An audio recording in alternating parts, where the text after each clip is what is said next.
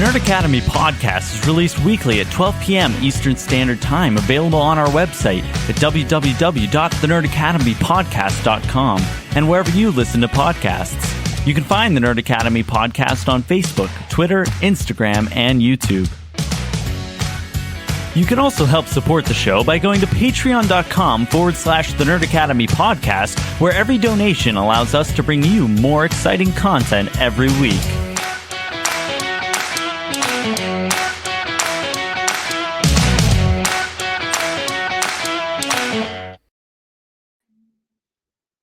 People on Twitter are so nice. Good morning, class, and welcome back to the Nerd Academy podcast, your source for Nerdom news and commentary. I am your host and superior web headmaster, Jarod Bachman-Stubbs, and we're back with a little news roundup. A couple bits of housekeeping up top. As you guys have probably been able to tell from a little bit of dormancy on the channel and the podcast feed, schedules have been unforgiving, more so than normal. Spencer's been super tied up, so Versus Series has I don't want to say been shelved. We're getting back to it next week, but I've been reading and writing and doing stuff for that in the meantime. I have a couple of things I gotta iron out for some upcoming episodes, but that will hopefully be coming back next week, hopefully with a twofer. And Travis is taking a little breaky. He has been, obviously, just because he's been busy in general. However, he did experience a loss in the family recently, which was also like that. The lead up to that was part of what has kept him off the show. He's been working. He's been going to school. He's got a lot going on. So as we wait for Travis to return to us in all of his beautiful glory, folks, you're stuck with Mitch. Hey, I just noticed this. Is that Superior? That is Superior, isn't it? Yep. Yep, I got that at Steel City Con last month. Nice. Did you have that in Pro and Noob the other week? I don't think I did. No. I think that's right. I think Taylor just kind of snuck in here and hung it the other day. I got a handful of prints. Cool. A lot of them are from when we finished the studio. There's actually, I'm going to get up and show you. It's like sitting right there. She was like, we need to put something here because if you looked on that chunk of the screen, you could tell that there were like two holes in the wall from us initially trying to hang the shield there. Yeah. And it was like, it's too out of frame. So she was like, we need to cover it. So don't everybody pretend that I didn't say that and you can't see the two little like screw holes that the Superior. It's all right. Right about here on the wall, about a foot in that direction. Yeah. There was wallpaper held up with staples. Right. And it's not because I didn't use wallpaper glue. I put it up properly. It was straight. Everything was straight. It was lovely. Right. Yeah. But the plasterboard just absorbed all the glue. So over time, where this room gets really hot, it just absorbed everything. It's slowly starting to peel. It's just like staple. That happened to me when I was a teenager. One of my best friends, my buddy RJ, he got me this really cool, like older Marvel Comics poster that I had hung in my room. But my room was in the third floor, so it would get hot in there, and then nothing would stick to the wall. So there came a point where I was like putting duct tape on the back of that fucking poster. Oof. It was not a good time. But the so there's a Daredevil print that's currently hanging in our living room that's going to come in here once we fully redo the studio space. But I also got this. I finished the cutting in. Huh? I finished the cutting in with the paint. Why would you tell them that? You've already told them about the holes in the wall. I trusted you to not tell them that immediately where the camera cuts off, it is not blue.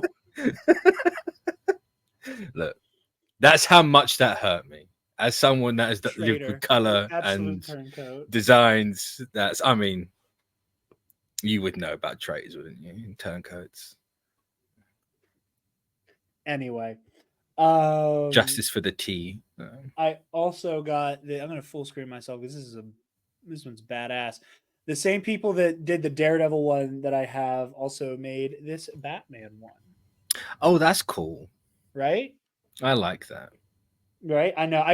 So they did it. I believe if memory serves, it was part of like a Pride Month collection. They did. Yeah. So like all of them, so like there's a red one and a green one and an orange one and a purple one Mm. of that, and I almost got the red one because it was very the Batman. Yeah. Or like the But 90s animated series. No. yeah, but like, but there was something about this blue one that felt more like the animated series for some reason. Even though I know the animated series is more The sky's red. red, like, yeah. Yeah, but there's just this one. I was like, this feels. I don't know why, but this one is giving Kevin Conroy a little bit more than the red. I But can see it. I can see I it. think right now I'm associating red Batman with the Batman, just because of Yeah. all of Yeah. the marketing leans so hard into everything being fucking red. Part of me wants him to change the colors for the next one, but he doesn't. So I was like, no, I want the Batman to be red. Like everything has to be red from now on. But then is that going to Or be too much? Battinson. Yeah. Yeah. I could go either way on that. I think it depends on what's being tackled. I know like everybody was like, "Oh, Mr. Freeze." Like I don't know, like the entire internet agreed that it No. was time for Mr. Freeze to get his time in the sun.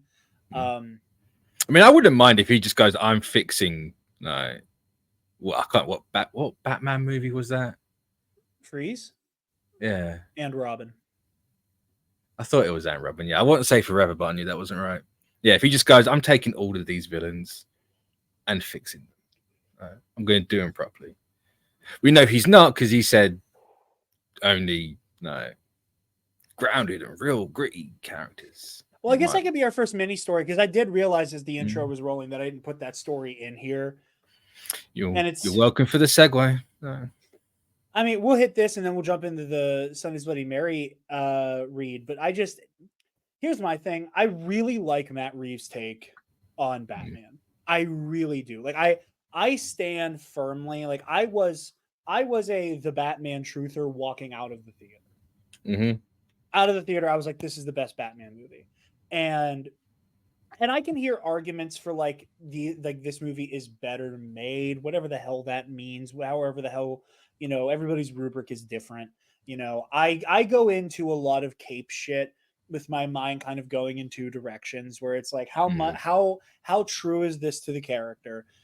How much is this pushing the needle on the mythos of a lot of these characters? And then it's also like, is this movie fun? Is it well paced? All of those things. Yeah. And I feel like the Batman is both. Like it is a incredibly made film, and I think it also is like the best depiction of Batman on screen. And I was actually having a conversation with a coworker the other day where the thing that I love so much about the Batman, and I think the reason that I think it is kind of unassailable for me personally, is it's like so many of our depictions of Batman in live action. They pick one of two eras for Bruce, and that is it. Yeah. Bruce is either like at his prime, where he understands what the mission of Batman represents, or he's out of fucking control. That's accurate. Like Christian Bale, like he really doesn't spend a whole lot of time like having to get over the quest for vengeance. No. Like he does a lot of that in his training, but he's not quite Batman yet. Like he begins, no pun intended, he begins the Batman process at that point of, it's about helping, not hurting. I think Batman Begin, yeah. I think, and that's the whole trilogy, is him being in that place for the most part. The 80s and 90s movies, I think, also are very much in that place of Batman's kind of in his prime. Bruce doesn't really have like a conflict between like revenge and justice. No. Outside of like a little bit of Batman 89 where he's like fully made peace with killing the Joker. But even then that's framed as like, oh, I have to stop you, and it's kind of an added bonus that I get to kill my parents' killer. Then you have Batfleck, who is in that place of brutality and viciousness, and you have the Titans Batman, who's in that place of like callous brutality and viciousness. And it's not to say that either of those things are bad. I enjoy that flavor of Bruce Wayne in whenever it shows up. For me, it was just so important to see, like, and so that other people could understand that, like, this is an important stepping stone for Bruce. Yeah. And that transition of going from being this, like, revengeful spirit haunting Gotham to becoming its, like, dark protector. And that I have to help these people. I just can't beat down the bad ones. I need to help I need to give the people something to believe in to stop people from making those bad decisions. You know, and I hope the Batman Part 2 evolves on that. And it's also, I need to help the people who have made bad decisions make better ones. You know, and because so much of it hinges on that Bruce Wayne coming out of the shadows, whatever, that, like, that's the beginning of him going, yeah, like, I'm going to sink a sizable chunk of my gajillions into outreach, and not doing it like this, you know, crooked bank account that the renewal fund was. So yeah, I like that a lot. But going back to what Matt Reeves has said, you know, I love his vision. I love all of those things. I've been gushing about it for the last 10 minutes. My biggest, like, disappointment is that, like, you can have this and let it be whimsical too. Yeah. The only kind of solace I take in it is I feel like he hasn't made, at least from just only the Batman, right? He's made a world where it can feel like that can still happen. Like, it wouldn't be out of place if, like, a Mr. Freeze just came out of nowhere, if a Clayface came out of nowhere, right? You could still work in there, whereas you couldn't have that in, like, the Nolan movies. No, it would feel insane. Like, there's a reason why Bane is just muscle bound. Yeah, exactly. And, So, you know, like, and again, he has, like, the adrenaline shot. Like, you could just have Bane's Venom be that on, like, it could be steroids on steroids. You know, that's something you could absolutely do. But it's just, like, I just think it's weird that Batman cannot get to a whimsical place unless he is in the same universe as other superheroes at this point. And that's that kind is of weird, frustrating with me. It's kind of frustrating to me. Like, and again, I think Matt Reeves on his worst day is better than Zack Snyder on his best day. Oh, Personally. absolutely. Yeah. Absolutely. It's not even close. But it's kind of weird that you got outflanked on like fantasticalness by Zack Snyder. It's kind of weird that Matt Reeves is getting outflanked by just going, oh yeah, Batman. Like, again, as we don't have to litigate the Snyderverse here. No, as I say, I'm not entirely sure if I think that's fair, especially because the one Batman villain that they set up for Affleck was Deathstroke, not even a Batman villain.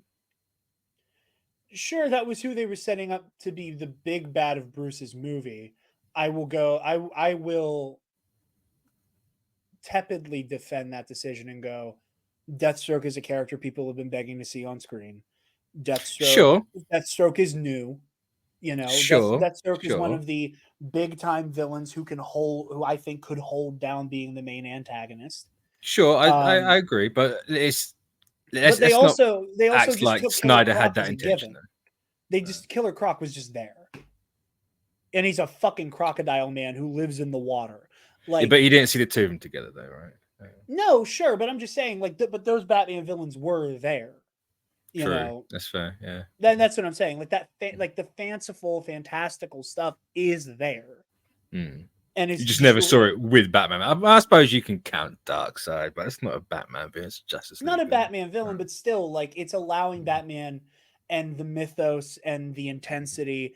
And again, like, that is Batman at his most intense that I think we've seen him on screen. I mean, you can go either way with him or Pattinson, but like that, seeing a Batman that grim also share screen time with fucking, you know, I'm not even going to include the heroes. But like Darkseid, and he's literally in the same movie as like Killer Croc, you know, and is not fanciful and like, oh, he has superpowers and has a, you know, whatever, but like someone as gimmicky as Deadshot. Yeah. But even with the whole Killer Croc thing, I feel like they tried to Nolan Bane Killer Croc. They could have gone a bit more whimsical. No, make him a bit more like the Tasm 2 lizard. Like, give him the snout. It's a crocodile, for fuck's sake, right? Like, give him the snout. I mean, I can hear that. It was still a brick shithouse scaly monster. It was. And they very It's more well like a could have Goomba just than a gone. They crocodile, could have but- just gone. Oh, he has a skin condition and he has like lesions that look like scales, and we call him a crocodile. They could have just done that. Yeah, They could have But they just didn't, done that. no. They made him a crocodile man. Mhm. So that's my take on that. I wish people were a little bit more inviting to the whimsy. And when we Also, if it's a when we Court of see- Owls story, like if it ends up being for the Batman a Court of Owls story completely, totally fine with it.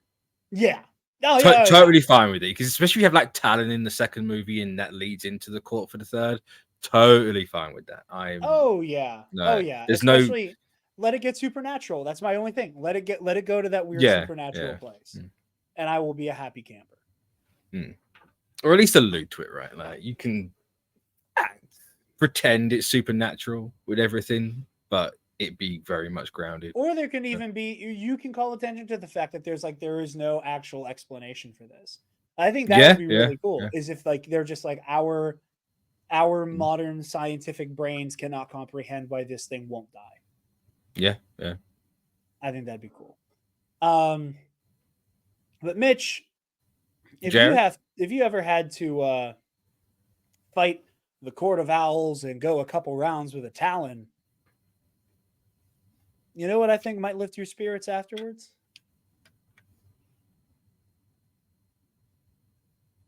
One of these. Are you drinking a Bloody Mary out of that tumbler? I mean, no. Well, you should be, especially one from Sunday's Bloody Mary. You guys know the drill. Sunday's Bloody Mary has the most badass Bloody Mary accoutrement in the multiverse with their 3-time award-winning spicy Caesar mix, as well as their mild and traditional mixes if the spice ain't for you. They also have their award-winning pickled dilly beans, okra, and asparagus if you want to get your freak on and garnish that bad boy. This former bartender makes a mean Bloody Mary from scratch, and the only Bloody Mary I've ever had, the only Bloody Mary mix I've ever had that somehow surpasses a from scratch Bloody is Sunday's. So use the link in the description down below and use the code TNAP, TNAP at checkout to get 10% off your order and help out your favorite nerds while you do it. But you need like a Sunday. Bum, bum, bum, bum, bum. Bloody Mary. Sort of like that. So I've been thinking about doing like a pre-recorded ad that I will just edit into episodes or just play as like a video. It's just a matter of like finding time to like to get time to use a bar I know I could use to record it at and just let it kind of be like brain rot edited with exactly like Sundays, Bloody Mary. You want like the old MLG videos? I want hit markers as the mix is hitting the mixer. I want like as it or maybe hit markers while it's getting shaken. Maybe like a shaker hit marker. Both. If you're going brain rot editing, you gotta have it everywhere, haven't you? See, and you gotta have a cut every 3 seconds. That is us. Or 2.5 our age that we are saying that brain rot is just MLG. I mean, absolutely. I mean, I know they're cousins of each other, you know. No, it's just it's the fact that we said that they're just the same thing is us carbon dating ourselves. Something I always find it fun when everyone's like, "Oh, what the fucking Scooby-Doo toilet?" What are the kids looking at these days? It's like, motherfucker, do you not remember what you were listening to at that age? Because I do. I go back every now and then. We saw Shrek do some Drake and Diddy shit, Not only did we watch Shrek commit a heinous act, we let that meme bubble to the point where it made the Shrek franchise relevant again. And that like people our age just inherently find Shrek funny, not because of nostalgia, but because subconsciously we are always thinking about Shrek is love, Shrek is life. Like every single time someone's like, "Oh yeah, look at my ironic Shrek t-shirt." Spoken as a person who owns an ironic Shrek t-shirt. I'm shocked. Is it a Roosevelt? Yep. Good, of course it did. You thought you were being funny, but no, they did a Shrek shirt, and they had a whole Shrek collection, but the T-shirt was low key the best part of it. But it's basically in the same style as that Cookie Cup shirt I made for the T Public. Classic, yeah. Classic. Yeah, it was like green and purple. But no, like I fundamentally, I feel like every time somebody's wearing like an ironic Shrek shirt, the irony is not, hey, do you remember Shrek? It's, hey, do you remember Shrek is love, Shrek is life? Like fundamentally, you cannot change my mind that is where it was like where we culturally come back to Shrek. And I feel like maybe, and I think an argument can be made that maybe we went the whole way back around, and it's like we were all like a bunch of like cynical, edgy little shits. So we needed Shrek is love, Shrek is life. And then as we got to that phase in our lives, we're all just like way more earnest about how we feel and don't have to drench everything in irony. I think maybe a lot of people came back to like, oh, Shrek actually rules. Oh yeah. But you don't get there without Shrek is love, Shrek is life. No, that is a fundamental canon event. It is a pillar of Shrek, whether they want it or not. Yeah. Yeah. Whether DreamWorks wants it or not, Shrek is love, Shrek is life is a fundamental, is the foundation of Shrek at this point. Yeah. Which is grim. Speaking of shit that's grim that I don't know how to feel about, Venom: The Last Dance. We got our final trailer. I hate, because let's be honest, this movie was made for brain rot. You think? The humor in this movie is brain rot, yeah. And I feel like the fact that it's really bad at being brain rot is why people like Venom, or this version of Venom. I can confidently say I don't see that at all. I feel like this is Rothman's version of brain rot. Like, what do the kids like? Oh, they make them gay. No, that's inherently a bad thing, but they very much going full Phantom Menace on me all of a sudden. Yeah. They made Venom woke and fuck. Why is Venom? I'm not even gonna say. No, that's too far. I mean, it's my favorite meme, and obviously there's a very important word in it that I am not allowed to say. But it's the meme of Venom in a classroom. He's writing on a chalkboard and he's talking to Spider-Man, and he's like, "Yeah, they them, not because we are non-binary, because we are two neighbors." And that meme goes around in the lead up to every Venom movie. And every time I laugh at it. It's so funny. It is the funniest Venom meme. Just, not because we are we are two motherfuckers. Like, it's so fucking funny. And I say that I like how they've done this take on Eddie and Venom. I like the dynamic. I like it a lot. I like it a lot. I like Burnout Eddie. I really like Burnout Eddie. I think if I was in the driver's seat, I think I would tone the Venom personality down a little bit. A little bit, yeah. Like just a little bit. Like, because like if I can, because it feels like he hasn't had any character development. It's still doing the same stuff, and they're still making the same jokes. The third movie. Yeah. I know I shouldn't expect character development from these movies, but it's just. Like, how many times can you make the we're the bad guys joke? Like, okay, we get it. It's we're the bad guys. Oh, actually, there's a worse guy. There's another symbiote threat that I would rather run from than take on, and Eddie has to give Venom the courage to stand and fight. Yeah. If I were to make, and this just occurred to me, it's like Venom is like perpetually in, and I can say this because you've been watching a lot of Ionized Bastards lately. Some might say too much. It's way too much. And it has to be more as well. That's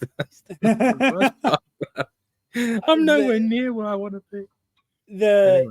It's almost like Venom is stuck in a perpetual state of that bit we did where 4D learns how to cuss. Yeah. Like like all three of these. It's the first two. We'll see with the third. It feels like the third as It's well. the safe assumption that We'll stay in that like let's fuck friends like place Mm. for the entire movie. And I feel like Venom needs a little bit more of like kind of that flavor Jerry gives 4D, like of that like I am on a murderous rampage, but I'm also kind of cuddly. Yeah. Like, and I think like because if you're doing Venom without Spider-Man, because the symbiote being so violent and so out of control, being rooted in that sense of rejection from Peter, and Eddie having to simmer in a sense of rejection because nothing goes right in his life.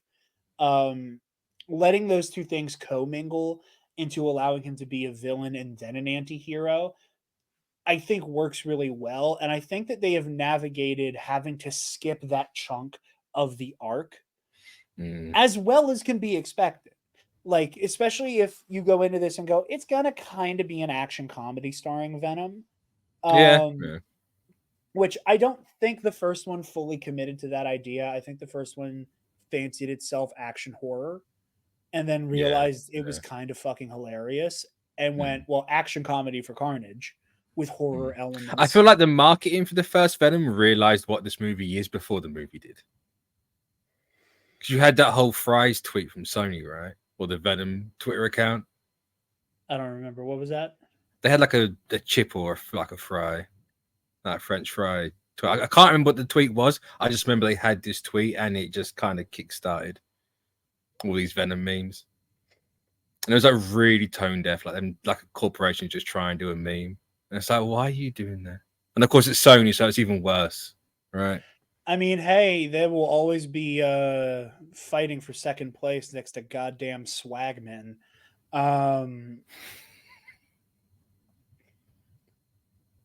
Twitter, man. It's either literal Nazis. Or adults tweeting like they're tweens, and nothing in between. Not that those two things are equally bad. One of them's obviously much, much worse. Well, I don't know. But when that's all you get, when those are all your options, when it is a buffet of two, I'm gonna stick yourself in a frying pan. But no, I think they've navigated this kind of truncated version of Venom's arc as well as you can. Like, it's not going into like the terror or the horror of like having to fight Venom or being Venom. As much as I think it could have, as much as maybe I wish it did. I feel like you're gonna get a bit more of that in this one, just by the sheer nature of who we're getting. And I think you're right. I think you're right. I think, well, because I tell you, if Donny Case is getting fucked over for a fourth time anyway, because God bless him, he's not getting any money from this. But you cannot do Cosmic Eldritch Horror God, who's been there since before time was in existence, and make him funny. Which brings not me like Venom goof funny anyway. Yeah, I just, and it kind of brings me into like my next like rumph over this franchise. I don't understand why Null was not in the first trailer. I truly do not get it. This is not a character that the general public is familiar with. No. Like, I understand, if Null is in the movie, tease him a little bit in the first one, give him kind of a time to shine in the second trailer. But you can't treat Null like he's Darth Vader. No, but I think what they're going for is they want the people that do know Null. It's that typical, get the fucking comic book fans excited, and they're going to generate all the hype for free. Then you're going to get all these IGN articles like, who is Null? Top 5 runs to read for Null, even though he's only had like 2. And you're going to get all that generating around it. They're going for that Thanos at the end of Avengers marketing. Yeah. Which, in an ideal world, Null could have had that legitimately, and it would have been really fucking good, but you ain't getting that here. Yeah. No, absolutely. And like, doesn't the first Venom movie kind of predate Null? When did Null show up for the first time? Because I know he's relatively new, but I can't remember how new he is. I want to say that 2018. Oh, August 2018 And is Venom when came Null. out in 19, right? I think so. I want to say No, it's 2018. Same year. Same year. Okay, so Yeah. in the name of fairness, I can't say they should have been building to Null the whole time. But like Venom, Let There Be No. Carnage, I feel like there should have been a like we need to start setting this up to build the hype in like a Thanos.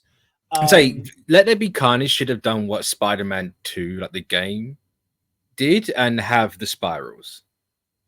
You have that with like, at least in the ending fight with Carnage, you just have his eyes just twist into the spiral, and that's your leading for it.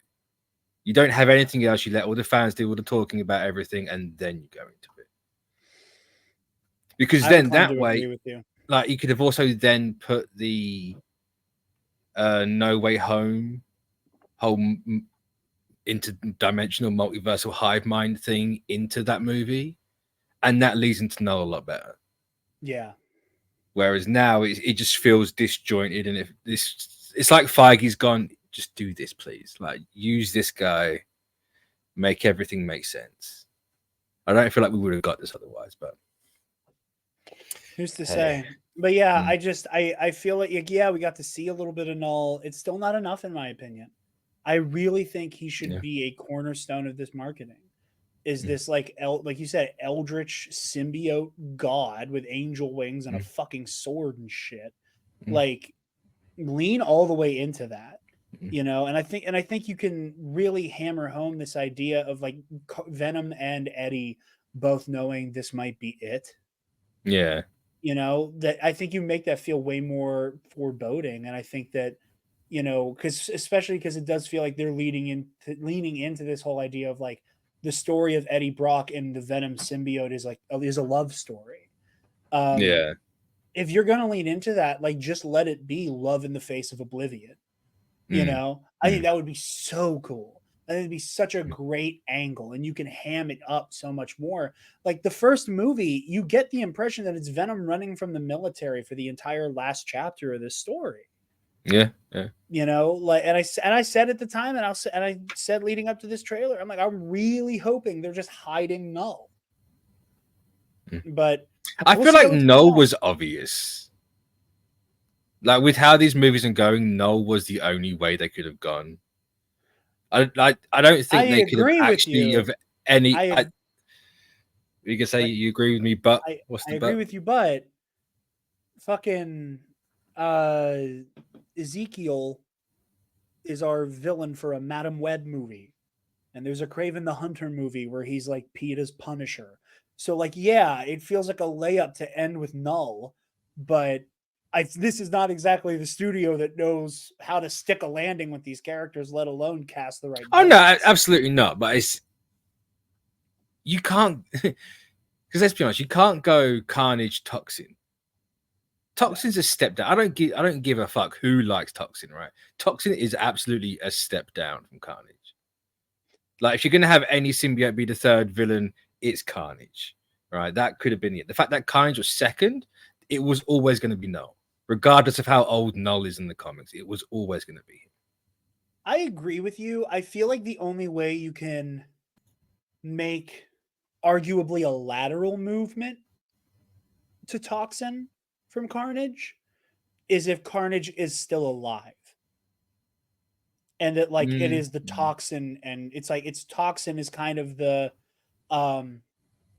to compare it to another Sony Spider-Man movie, like Toxin's almost your new Goblin or your Sandman.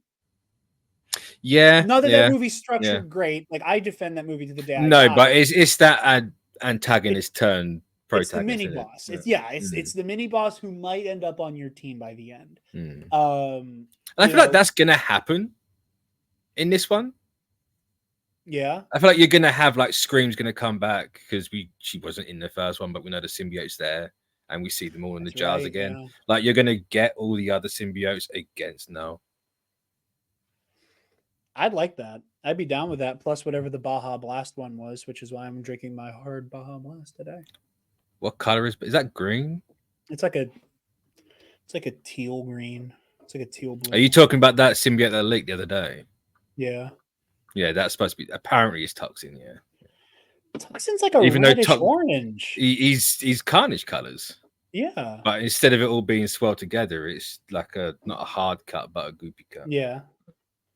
It's like he's. But got I feel pants like on. another reason why, yeah, he's definitely he's got your trousers. But I feel like the reason why we have No is because they're gonna give him the chinos. Anyway. I feel like the only reason why No's here is because they're gonna give him the symbol. Because what did Donny Cates turn that symbol into? It's not a spider, it's a dragon. We see what I assume is supposed to be the Grendel No has in that run. And that's what that symbol is. So I figured that's how. Like, I guarantee second act low, he's gonna have that on there. Mitch. Don't watch the movie. I just saved you. Sensational. That's his word. I finally got another one. That's so good. That's so perfect. It's just the low hanging fruit. Like, I know it's low fruit, but like that would just be so fun. Like, why else is No there? Because they make a point to show the whole Grendel that doesn't have wings. So I don't know if we can. I assume we can get the fucking Venom wings. I feel like that's become a staple of that symbiote now. Oh, we have to get it, especially because I know that it will have like a.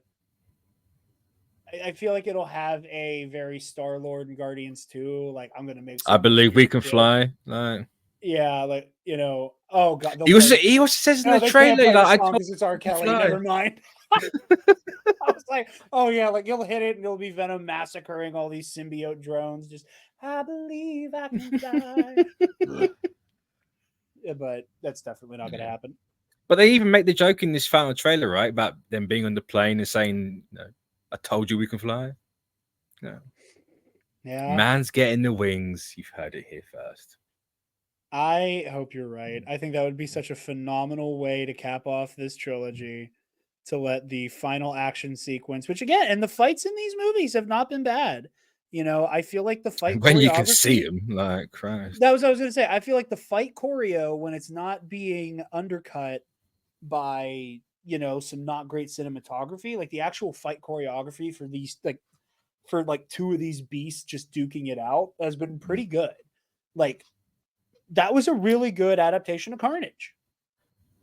And I like just in the way that he fights, at the very least, like that is how Carnage, like bringing Carnage's combative impulses to the big screen. I think that was stellar. And I think letting I've only seen that movie once. I can't tell you half it, to be honest. Same, but I remember really liking the fights. But yeah, I feel like, and I've also seen the fight a couple times online. I'm just like, hell yeah.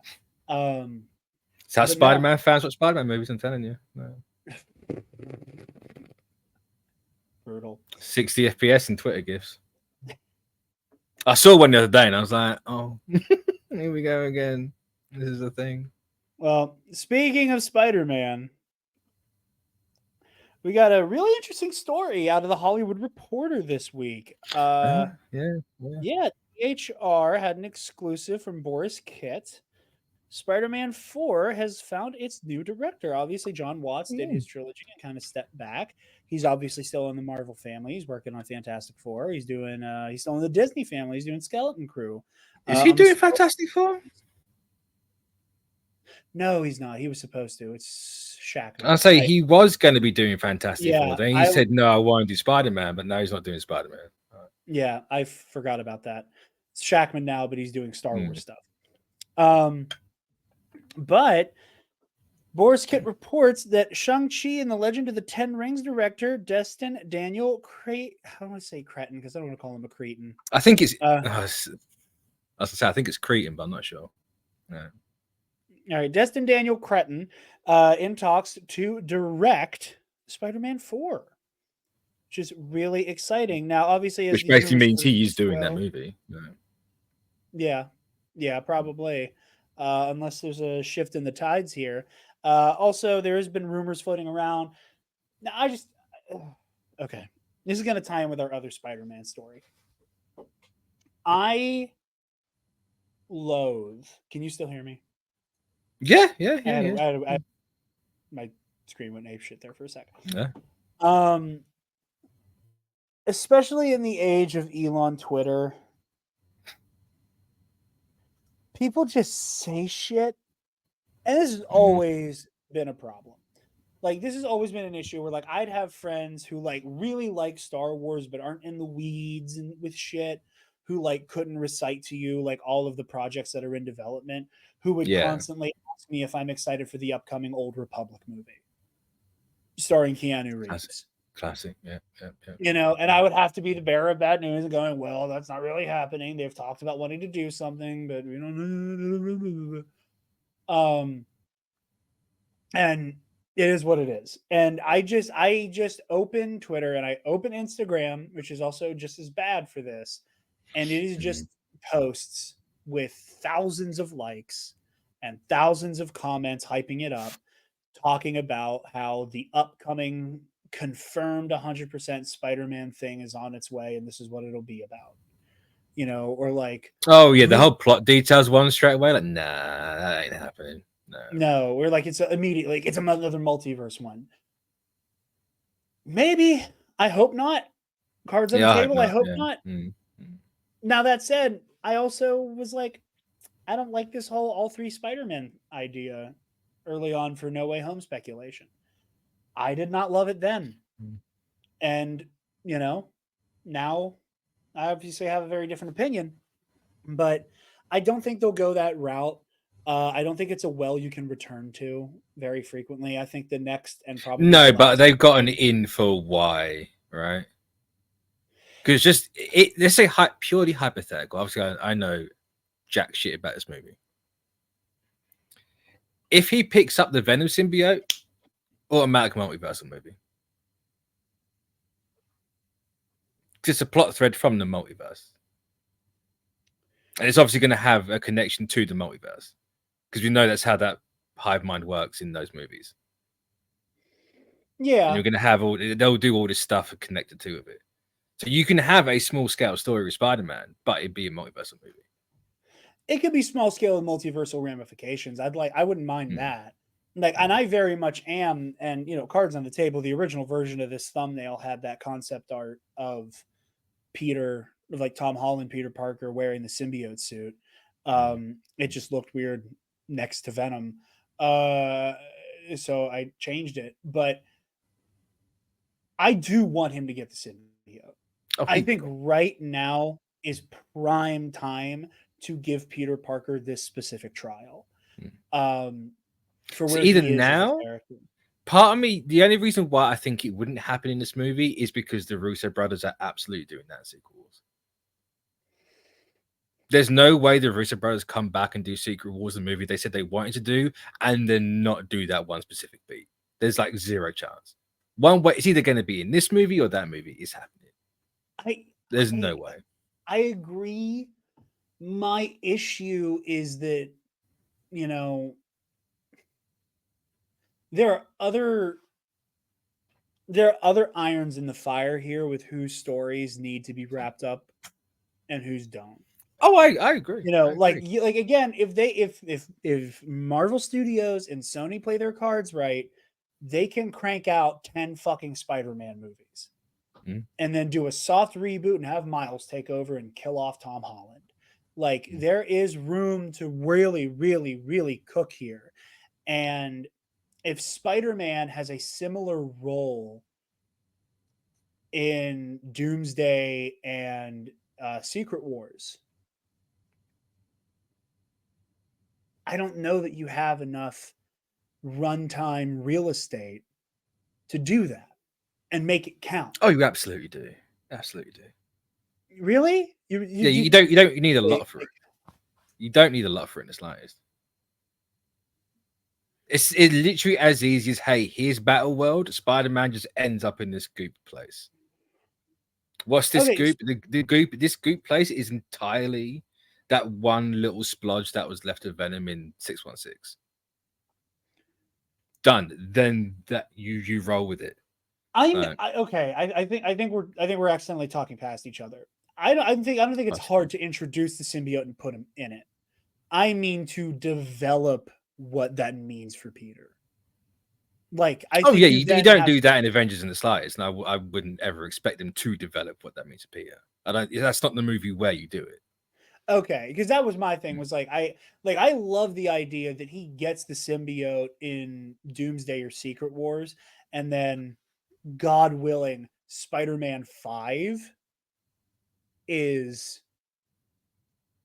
power. I'm destroying my relationships. Like, and let that be a whole movie, beginning to end, dedicated to purging the symbiote. That is something I would really like to see, and I think by that time we'd have put enough distance between the Tom Hardy movies to maybe do Venom in the MCU. I don't even think you need distance, but I obviously they're gonna want to have a gap between the two. But. Yeah, let it simmer for a little bit, but yeah, I mean, just in terms of the actual director who's allegedly getting tasked to do this, this is very exciting. It is. I do honestly feel like this isn't a great sign for Shang-Chi 2. Personally, there's been no talk about that sequel for years. There's no talk about the show. We know he stepped down from Avengers because he wanted to focus on Shang-Chi. So my only assumption is, because I'm going to use my copium / I'm trying to be logical brain here. If you have two movies, one makes 430 mil, one makes 400 mil, you cancel both of them. Neither of those movies get a sequel. And that's the reality of Eternals and Shang-Chi. I don't see how you can justify canceling one, not the other. When it's 30 mil is nothing for movies. Look at Borderlands. As somebody who is still very angry with the Walt Disney Corporation, Preach. I am unfortunately probably in agreement with you. Obviously, that's just like nothing's been said officially about that. So I'm not saying it has. I just feel it's the impression I get. I feel like an argument can also be made that they're like, Shang-Chi didn't make that much more money than Eternals, but there is more to do with Shang-Chi in the MCU than there is to do with Eternals. Oh, no, not at all. No. Like, with that cliffhanger in Eternals, no chance. I agree. Again, no. I agree with you, but I think that Shang-Chi as an individual character is easier and more malleable to let him be, kind of what the MCU did back in, phase 3, where you have somebody who's a headliner here and a bit player here. I think you could really, like Ant-Man's a perfect example. Like Shang-Chi, I think there's more potential there for him than there is to like make him be a bigger factor in the aggregate than it is just for like him to have his, you know what I mean? Like, you and I both want the Eternals plot, like the cliffhanger to be resolved. But it's never going to happen. I'm used to it now.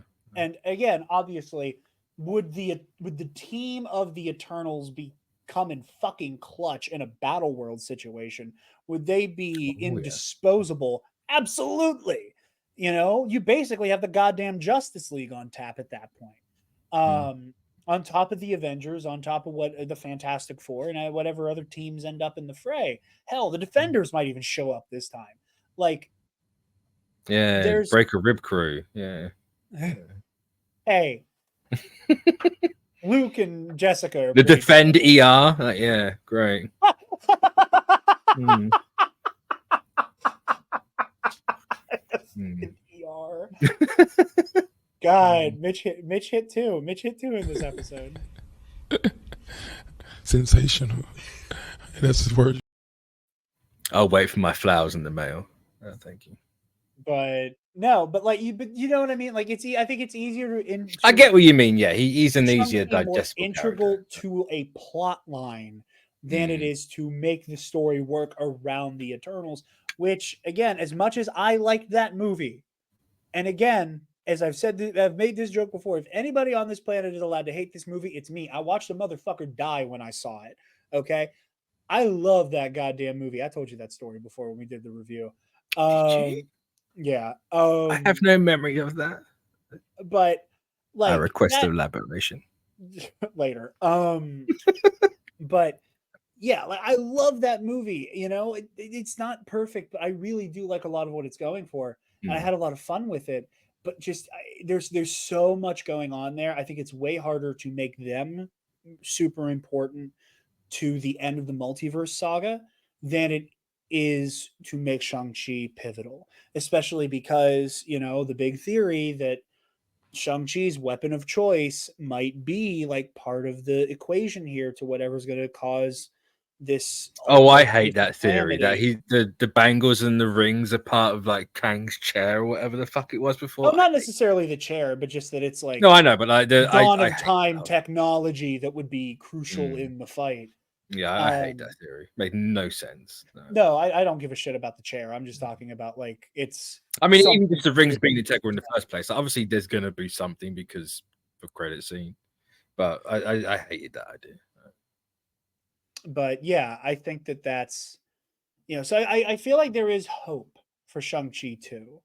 But I am weary. And again, these are one of the situations where it's like, I really like Shang-Chi, but this is my favorite superhero. So Mhm. I'll take the guy who put some of the best hand-to-hand combat in the MCU on screen to do Spider-Man. Like, I just hope Spider-Man doesn't fight a kaiju in the end. That's my only concern. I don't think I, he I, will. well, I mean, the only way I'd accept it if he did is if it was Venom. If he does the black suit and then we go like the 1610 original Venom or the Miles version of 1610 Venom where it was like huge, then sure you can go that route and do it. But Web of Shadows Venom with 3 fucking no, heads. that's too much. That's too much. I want like alien Venom. No. So let me ask you this, because this is another one of those like pieces of information that just kind of cycles the internet that I don't know the veracity of. Do you know what the original source was on the whole once Sony touches it, the MCU can't have it thing was? Like where that came from?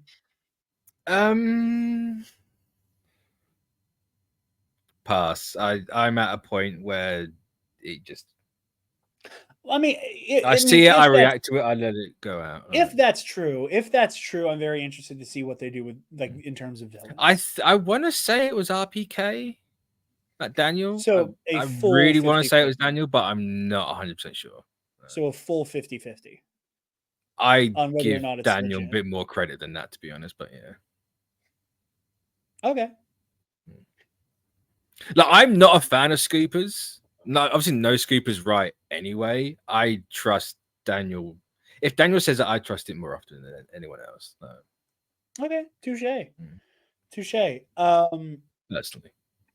If that is legit, though, I'm curious to see what happens villain wise. And at what point? I mean, you and got at- Scorpion. They can pick that up quite easily. You got Shocker that can bring him back as well. They could do it. We'll be going on 2 Spider-Man stories in a row where everybody's waiting to hear the Shocker. Oh, they have to. I really don't want them to do that. I would love to see Tom Holland do that. I know. Because there was that whole thing with that, and people are like, "Oh, they've got no one left." No, it's like Spider-Man has I want to say it's pushing on 300. It might be pushing on 200 villains. Like there is not a lack of Spider-Man villains out there. I mean, you could really do. I mean, I know it's what everybody wants. Is like I think the easy play is that you go full criminal underworld. Yeah. Like, Yeah. Kingpin in there is the main big bad. If the Sony contract is still the same, where there has to be a mainline Marvel hero there too, Daredevil's there. Daredevil's right there. Yeah. You know, so you get Peter and Matt taking on the Kingpin, and he's got Scorpion, he's got Shocker as his superpowered enforcers, and maybe they're caught up in the middle of a gang war, and it's Kingpin's people and Tombstone's people. You know, like you get Tombstone in live action, and I'm just all off the top of my head, and I'm really liking what I'm saying. So it's it's Spider-Man and Daredevil caught in the middle, taking on Kingpin, who's got Scorpion working for him, and then you got Tombstone, who, in the event Donald Glover can find fucking time with Prowler. Yeah, you got Prowler right there. Yeah. And then you can begin to maybe introduce Miles that way. I don't want them to do this, but this is I'll accept it if you have to go this route. If we have to have other Spider-Men in this movie, yeah, bring in the Jackal, but don't do the clones. No clones. We don't do clones. Clones is completely off the table. Coward. But we have new worlds to conquer.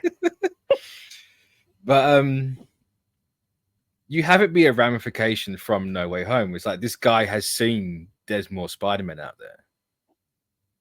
Right. So he fucks about the multiverse some way, somehow.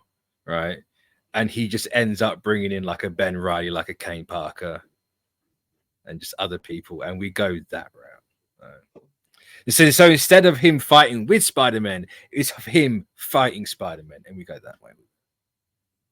Because you can bet whatever the fuck you want. We are never getting Ben Reilly and Kane Parker, like, ever. Why not just do a one-off movie? Have a bit of fun with it. Fuck it. It's multiversal. It's a small story. You can go like, hey, like, he retired after No Way Home, right? Sure, he made a suit, but he's like, I'm not feeling it. I can't be Spider-Man and afford a New York apartment. Like, those two things don't mix. I totally got that it's him maybe doubling down on Spider-Man and putting Peter on the back burner, which is why I think the symbiote is the prime time to do that. Like, much like the Spider-Man 2 game, is that it's like, now when he is at his most vulnerable, now when he is like questioning his priorities the most, introduce this kind of cheat code that makes him way more powerful, but loses his sense of responsibility a little bit, or perverts it, like Spider-Man. I mean, hey, maybe you can bring that in, and it's the cheat code to how he wins against himself, but twice. It's like, I like the pitch. I don't want it to happen, but if you're going to have to do something like that, mix it up a little bit. And I know mixing up, just doing the opposite isn't really mixing up, but it's the bare bones. It's a Sony idea track. Like, just do something like that. I mean, I like your pitch. I like your pitch a lot. And also, this director doing a fight scene with 3 Spider-Men. Holy Christ. One's got the the Assassin's Creed stinger. You got that. You got old make Ben Reilly a bit more a brawler. Done. I like it. I like it a lot. Our last bit of Spider-Man specific news. Never getting away from Spider-Man. Not on this goddamn show. So there was some information, maybe misinformation, floating around on the internet the past week, claiming that Beyond the Spider-Verse would not be coming out until at least after 2027. I mean, yeah. Claiming that the movie got entirely scrapped. Scratch bit was dumb. Yeah, the double downing on that was dumb as well. Like, mate, you've been caught. Like, shut the fuck up and take the L. But the composer for the Spider-Verse movies has weighed in on it. So have the directors, I think, as well. The directors as well. I think so. Yeah, I think they said that everything's coming along quite well. Well, Yeah, not quite I was well. gonna say I was double checking. I'm not surprised it was. You want to know something that really yucked my yums, that really got my goat from Jeff Snyder. From Jeff Snyder, really pissed in my Cheerios. You know what? The fact that he just exists and he does the same shit every time that he's It wrong. was the fact that I saw Snyder trying to sell his Schmodown belt.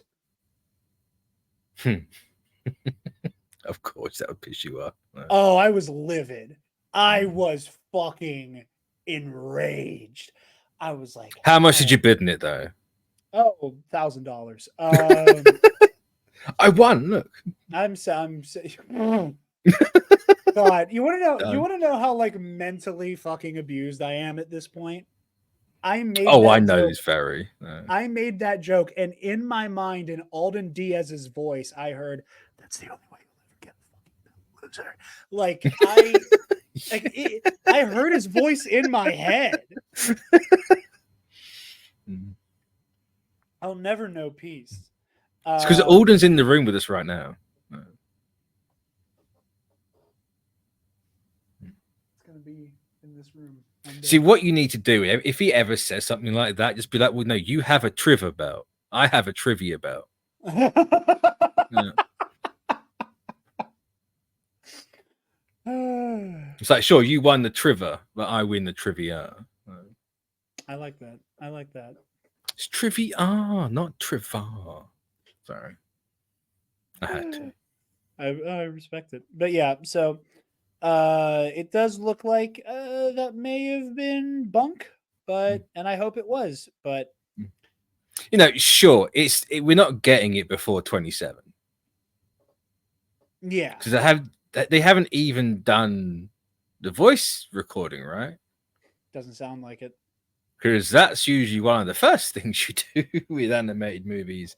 Because you have to do all the dubbing and stuff, unless they use stand-ins, so they can just jump in at the end. But who knows? I don't know how Sony Animation goes about their dubbing. Time will tell, but I feel confident that that's not how that's going to shake out. By the way, the release window might be years. true, but the whole it all got scrapped. I do not think is legit. I mean, I wouldn't put it past them after the second movie. God damn. All right. No, they made that movie in a week. There's no way that's the original movie. Let's be honest here. So I set myself a DC of 15 to cover a more fun story here first. Oh. I rolled an 11. So now it's time to talk about Beau Demayo. Oh, I saw this before we started. Yeah, I do not trust this guy as far as I can throw him. So, Beau Demayo. Is this the whole Scarlet Witch stuff?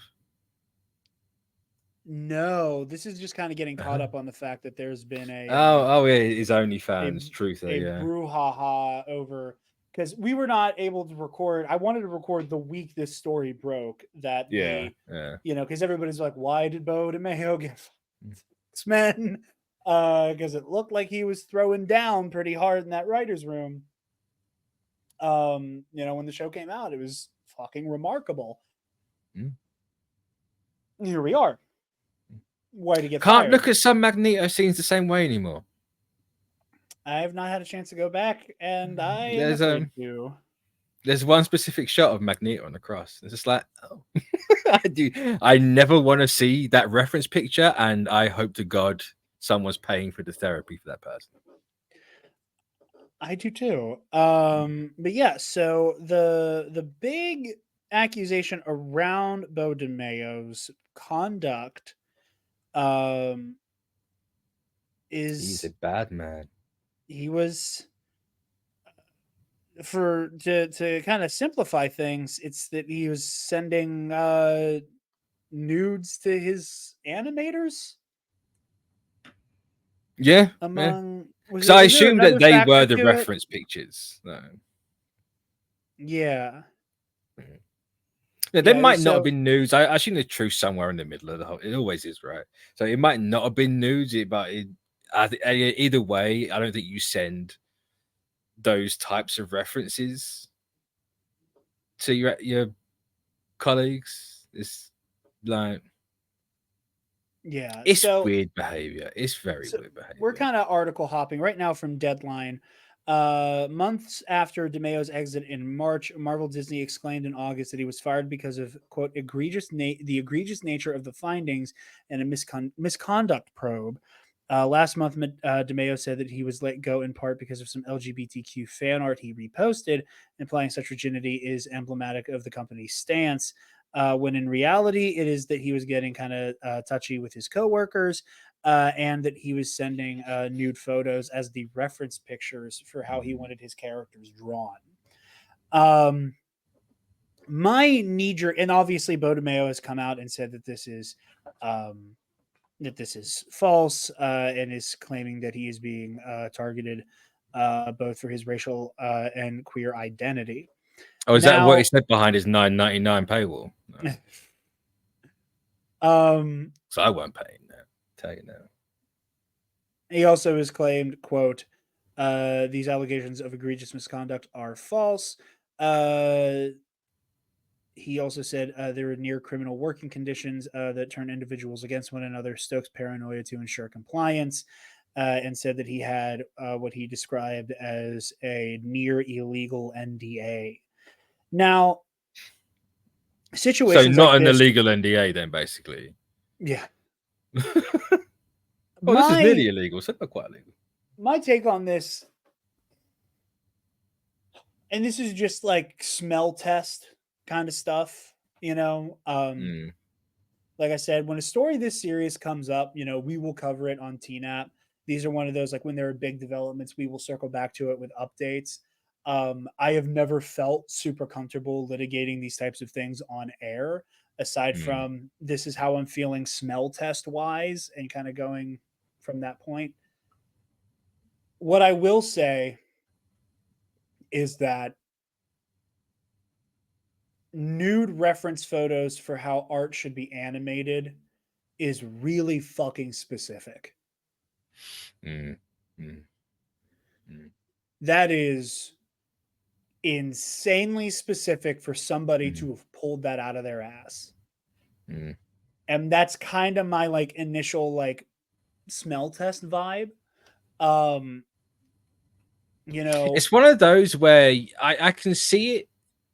I can see him doing it innocently, and it's Disney's blown it out of proportion, and they're not nude, they're not even really lewd or suggestive. It's just Disney being Disney and a bit of no, they're $1 billion corporation after all. But on the flip side, the way he's been acting with everything since, it's like, yeah, no, you lost me completely. No. Yeah, and it seems really like I said, it seems really specific. Workplace misconduct beyond that he was being physically inappropriate with his colleagues. Unfortunately, it is a dime a dozen in that Yeah, industry. It happens a lot, especially under these kinds of tense working conditions where you do have people who take advantage of people kind of being burnt out in what they're doing and kind of just zeroed all the way in, that they don't necessarily have the brain power to kind of follow this stuff down the rabbit hole and get it taken care of. You also have issues of job security. If you fire and miss, if he's able to cover his tracks successfully enough, then now you might be in jeopardy. And that's a lot of complicated, unfortunate stuff. I am inclined to believe these accusations. The There's a part of me that wants to look at I'm going to put it on OnlyFans of it all, where part of me goes, this seems like a really weirdly specific cash grab. Oh, because And it is, yeah. and frankly tone deaf. Like, even if you are falsely accused, Which to be like, hey, but this has happened. website known for like nudes and lewds and all that sort of stuff. Like, I'm being accused of using this. Come to my place where I do this and give me money, and I'll tell you exactly what happened. And I don't know if he's been posting explicit content there, if or maybe it is just this, but I also can rationalize like this is the first place I thought of, and I'm going to throw the accusation back in its own face. And I lost my job over this, so fuck you, pay me for the truth. But that's also kind of buck wild. Yeah. And there's a part of me that also doesn't quite know what to make of the whole idea of like he got fired for like sexually explicit queer fan art. Like, I don't believe that in the slightest. Like, I'm sorry. There are people much lower on the Disney IP food chain who have posted a lot of stuff with a lot more oomph to it than like Cyclops kissing Wolverine or whatever the fuck it was. I mean, hey, that's in a fucking Hickman wrote that in Powers of 10 or his X-Men run. Like, that happened. But like Scott, Jean, and Logan were in a throuple. Come on, which I love. I love. Yeah, I love it. But like, because and again, and I am not drawing a direct comparison here, because they are not. None of them should be considered egregious.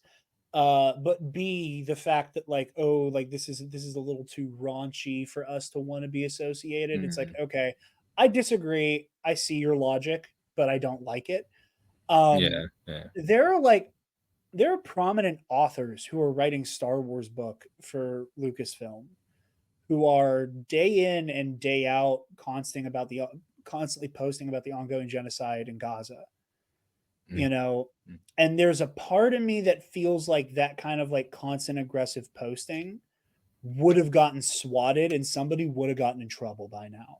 Just because it is a political opinion that is contentious. Shouldn't be, but it is. And especially considering that, Disney has made its way onto some of those boycott lists. Right. You still got, authors posting about what's going on. So there is a part of me that goes, the show that has obvious queer subtext, the showrunner posted 2 mutants fucking. And again, I don't even know what the art he's claiming got flagged was. I don't even think he even specifies it. Yeah. Which is also eyebrow peeking up. Yeah, because you go like, I got fired for this. Like, you show how ridiculous it is by how like tame. Well, not tame, but like. But how silly who cares? How silly it is that they would make that decision. And then you juxtapose it with this, with like political messaging that may not be conducive to bury your head in the sand and evade all the political strife going on right now. Behavior. I don't know. And maybe the logic is Beau Demayo is too high profile to be doing this versus an author for some High Republic books. Like maybe that logic goes in the is opposite he high direction. profile? I mean, he was the showrunner for what ended up being one of the like most celebrated things to come out of Disney Plus this year. I mean, sure, but that doesn't mean he's high profile. No, but if he's supposed to be working in the MCU proper here in a minute, he's about to be. Sure. But then like, about to be high profile is different than being high profile. Yeah, I wouldn't say that Josh Trank was super high profile, but they certainly got him out of the fucking room before he could destroy the Boba Fett movie. Didn't Josh Trank do some shit though? I mean, yeah, part of it was his like low-key mental breakdown on Twitter about Fan Force. Oh yeah, I forgot about that. Yeah, I did not. I did not think about it all the time. I'm shocked. Yeah. Again, being very honest, deeply disappointing stuff here. Mm, You know, and again, like you alluded to, I also would not put it past Disney that they kind of came down harder on Beau Demayo than they would have on a straight person or a white person. Like I don't mm, like it's one of those situations where I think multiple things can be true at once. I can say I think he may have gotten the short end of a stick bias wise, but it was a mm. stick that was deserved regardless. Yeah. You know, like I, and cause I again, get and the I'm not even impression he's necessarily wait. tried. I'm not, just want to make one thing clear. Sorry, and I'm not even necessarily saying that I think he did get screwed. I think he's facing consequences for his actions. Yeah, 100%. Yeah, But I I would agree. not be surprised if that factored in. Mm, mm. I What forgot were what I you was going to saying? say. Sorry. I completely forgot. I can't remember it now.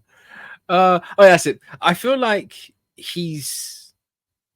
This might be me seeing the whole OnlyFans like subscribe for the truth bull crap, and now just completely biased against him. I feel like he's using who he is in his favor. I don't like saying that. I feel like he knows it's Disney. He knows if he says certain things, he can get more favor with people because it's Disney. But I feel like he shot himself in the foot entirely with the whole OnlyFans thing. Yeah. I don't I like mean, saying hey, that people do that because I think that just sparks the whole thing of people not trusting what people say. No, but yeah, no, and absolutely. I I mean, get that it is impression from him. complicated. Yeah, it's one of those situations. It happens. It rarely happens, but it does happen. It is something that Yeah, yeah, it is an occurrence that has taken place in the real mm, world. However, the frequency with which it does is not as much as some people would like to pretend that it is.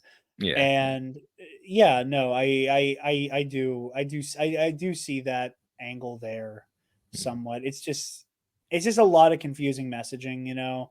Like yeah, I uh, is deeply disappointing. Like I said, mm, I believe the accusers on this one. It's just not passing the smell test. And again, no, if this gets hashed out in the courtroom and Beau DeMayo is beyond a shadow of a doubt proven that he has not done any of this shit, then fine, fine, I will happily eat my words. I will happily yeah, eat yeah, my words and be Beau DeMayo. You were right. We were wrong. mm. Welcome back to X-Men. If you want the job back, hopefully, um, is how that would I shake mean, out. But he ain't coming back regardless. It don't matter. No. This isn't like a Scarlett Johansson thing where she has a good relationship with the company, so if you can sue them and then still carry on working for them. This is a no. You've had your one. You set your first impression wasn't great. No, yeah, don't come back. yeah, deeply And now disappointing he's out stuff. here trying to say that he knows everything about what Multiverse of Madness was originally, and it's just like, why the fuck should anyone believe what you say? Yeah, what was that Why all would about? you know You any of alluded that? to it earlier. I have not heard that story. Yeah, he's got a whole thread. I don't know where it is, but there's a whole thread of him going down like what that movie was. Interesting. It's like Wanda was restrained, recovering after Westview, feeling bad about what she did. She helps him. Wong and Chavez, who she tutors. She's just talking about the old rumors. It's like there's Nightmare in there, it's the variants with the kids and all of this, which obviously wasn't the movie, but only for a little bit. It's like, who? What? Why should I ever take that seriously? Yeah. Also, why have I seen more about that than the whole truth thing from his OnlyFans? What happened to that? I mean, that was There's pretty much it. Is he said it was bullshit on his OnlyFans, and that's about all. I mean, I don't know. I don't know if great. he's posting pole or posting Mm. hole over there, but So I don't like to say it, but I get Ray Fisher impression, like vibes. you and I have very different takes on the Ray Fisher situation. I think Ray Fisher was full of shit. Yeah, sure. There might have been some stuff. I feel like Ray Fisher's majority full of shit. But I don't know. I don't know. I think also, the fact that he only ever cared about himself when your whole thing is accountability over entertainment and there's always other shit going on. No, don't sit with me. No, you don't so just much fight of for that. yourself. No. so much of that is so far in the past that I don't even remember all the details. I just remember being like, ooh. But I also, you know, cards on the table, default to, I'm going to listen to the little guy a little bit more closely than I'm listening to the Megacorp. Oh, absolutely. I'm always going to default to, believing people and taking them seriously and waiting to see how things pan out and letting the, process of, investigation and discovery take its path. But, we'll see how this all pans out. If it does even go anywhere else. So, Mitch, Jared. we're going to do a little DC pivot real quick before we end on one last Marvel story. Do we have to sing this one? Or can we just express our thoughts through the medium of song? So fucking funny.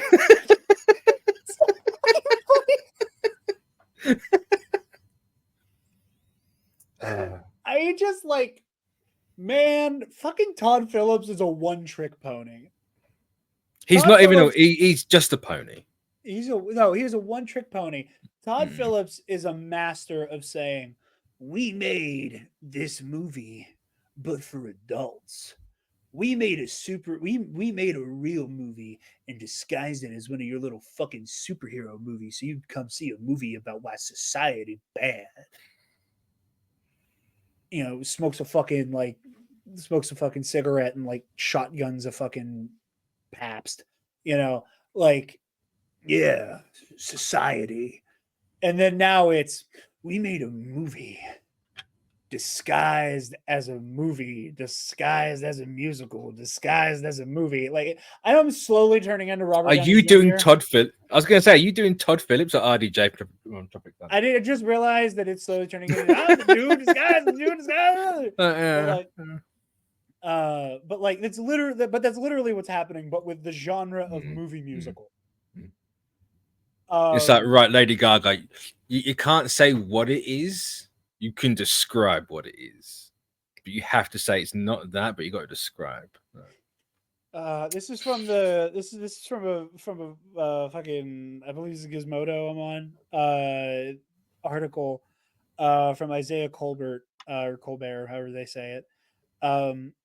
Joker Father Dew's press tour is in full swing as the DC sequel comic film inches even closer and closer to its theatrical release, or ever closer and closer to its theatrical release. And director Todd Phillips and star Lady Gaga are adamant that the film isn't a musical.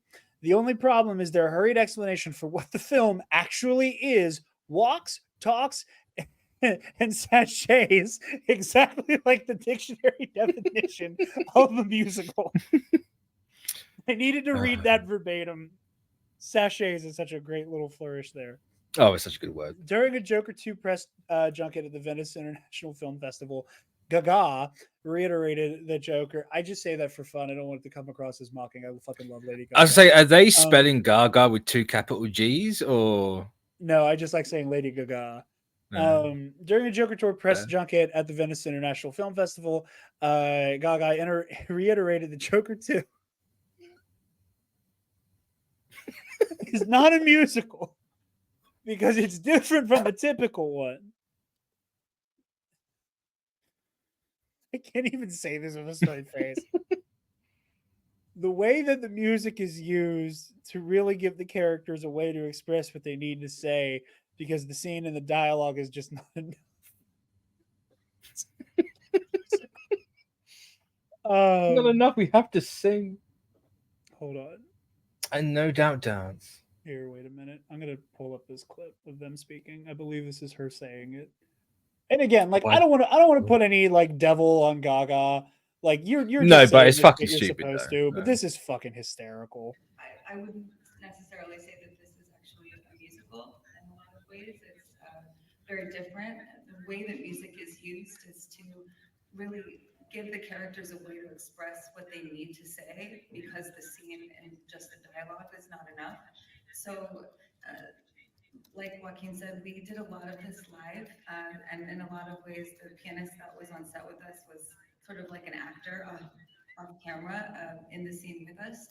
And we worked really hard also on the way that we sang. And for me, it was a lot about kind of unlearning technique and forgetting how to breathe and allowing the song to completely come out of the character. And, you know, like Todd said, you know, he always felt like Arthur had music inside of him. And I think for me, I really wanted to help execute Todd's vision for what this could be with music. I got really distracted early on by how Phillips is just sitting there for the first half of that like this. I'm really glad I'm not the only person who And then Todd Phillips' soul. And then he finally looks down at her and just starts like mouthing the words. It's like, remember your lines.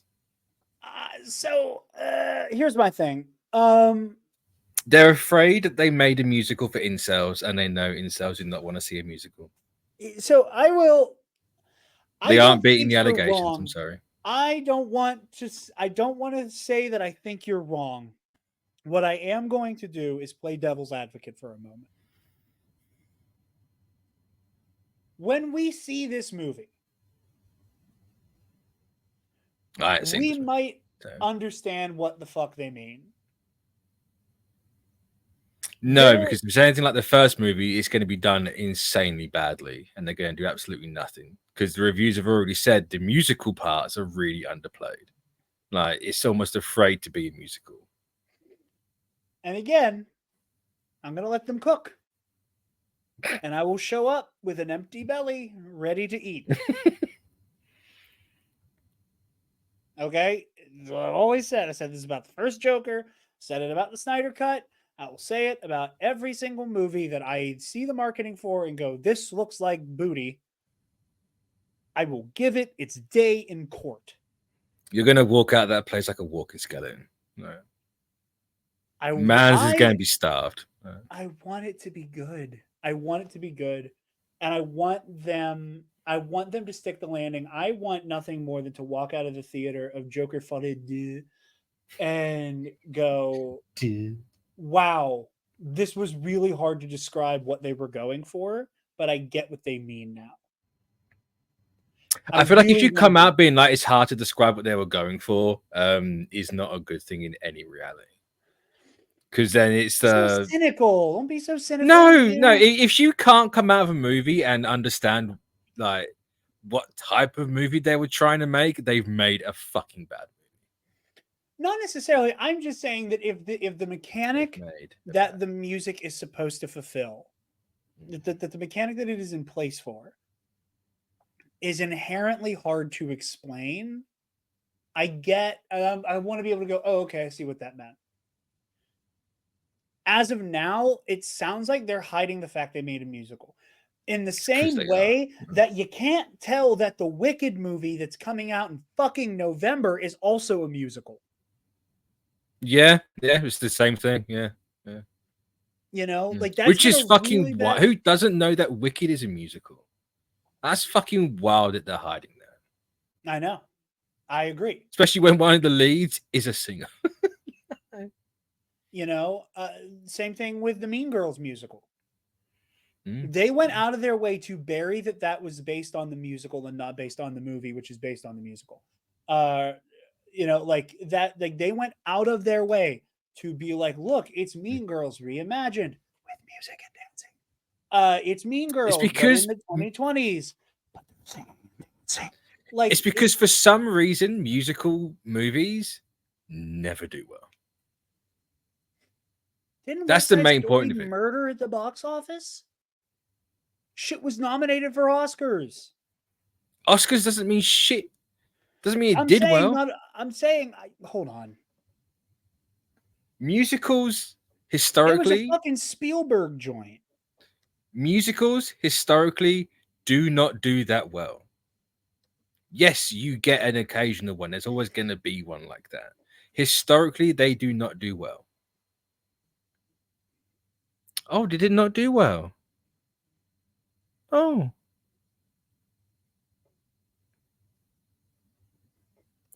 Clip that face. Oh, man. How much did West Side Story make, Jared? I'm gonna tell you. This man can't just say a number; he has to spin a story. I appreciate it, but for fuck's sake. I'm gonna tell you the estimated budget, and then I want you to tell me how much you think it made at the box office. What's this budget? The film needed an estimated $300 million to break even. To break even, and did it meet the budget? Did it come under or over the budget? It came under breaking even. So it didn't hit the budget. So it's like less than 100 million.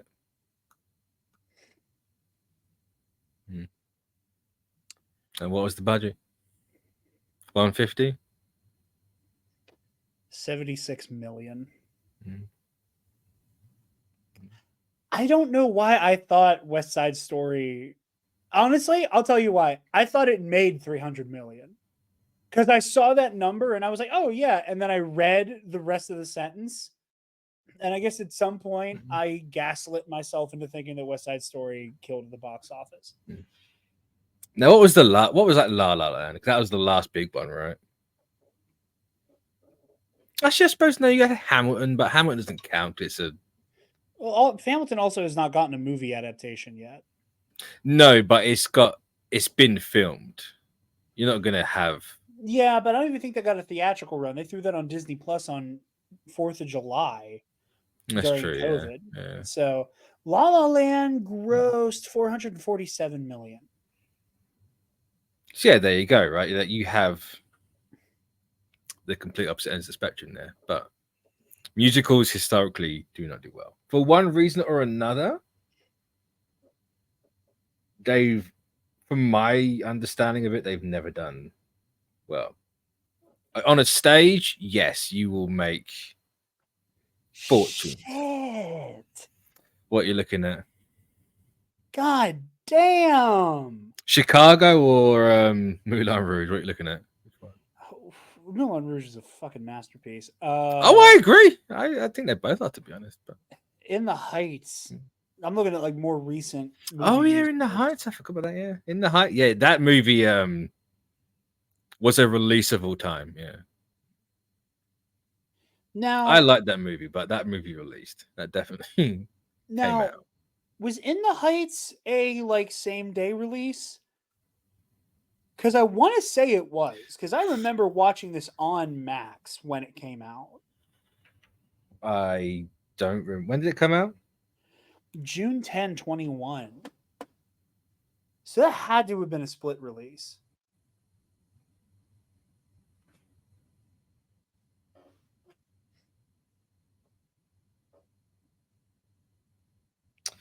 I don't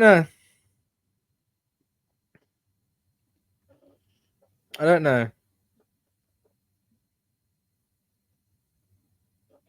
I can't, to be fair, I can't remember. I don't remember it really coming out. But I feel like I want to say, if anybody knows if I'm like factually incorrect, put it in the comments. I want to say In the Heights was one of those. It wouldn't surprise me with the timing, but at the same time, also just it being a musical, right? It would make a lot of sense personally, but yeah, but even fucking Dune got that treatment. And Black Widow, like, I know I'm jumping companies with that, but like most of the big movies that year were on their streamer. Was Dune day and date? I don't think Dune was day and date. No, you don't think so? Okay, I might be wrong on that. No, Dune was definitely not day and date You're because right. I watched that movie by other means, and I would not have I streamed it. It just wasn't through them. Mans is just confessing to crimes I didn't ask him about. Again, theft is not a crime. I will say, I agree with you, but that's why I said it. I hate when you were like, "Hey, Jared, tell everybody about your actual politics. Let's get into the radical shit we all know you believe in, but don't say online." I mean, with as a man who cuts in like that, everyone knows your politics. You can tell a lot by how someone cuts in. To bring it all the way back to an hour and a half ago, for those that don't know, cutting in is when you go to the ceiling on your painting.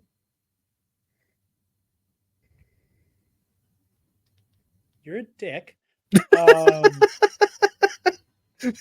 no, again, I just like I don't like. I just don't like that they're hiding it's a musical. I understand they don't do well at the box office. Much worse than I thought they were doing. So you understand that now? I get it now. I still think it's fucking dumb. Oh, it is dumb. But people aren't cultured, so it's always going to flop.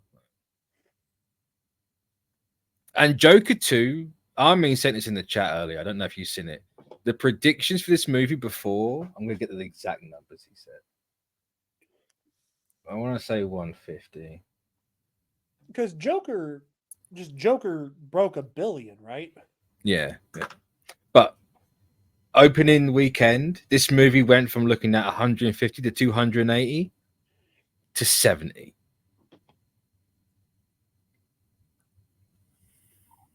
Ow. Now, obviously, that's not because it's a musical. Not just because it's a musical, right? It's because it looks like Dookie. I think people realize the first movie is not good. I will stand by that. I would die on that hill. Oh, I'll follow you in a battle on that one. That movie says nothing and it says it badly. I would care less about it saying nothing if it weren't for the fact that Todd Phillips screamed from the mountaintops that this was like going to be one of the most important films of all time. This guy said white male rage and thought he wrote a fucking thesis. That's literally the plot of Joker. Somebody play the fucking SNL sketch. We can update. White male rage.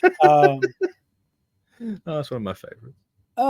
It's really good. And now we got a sequel to that movie, and I think people have realized that it's not good.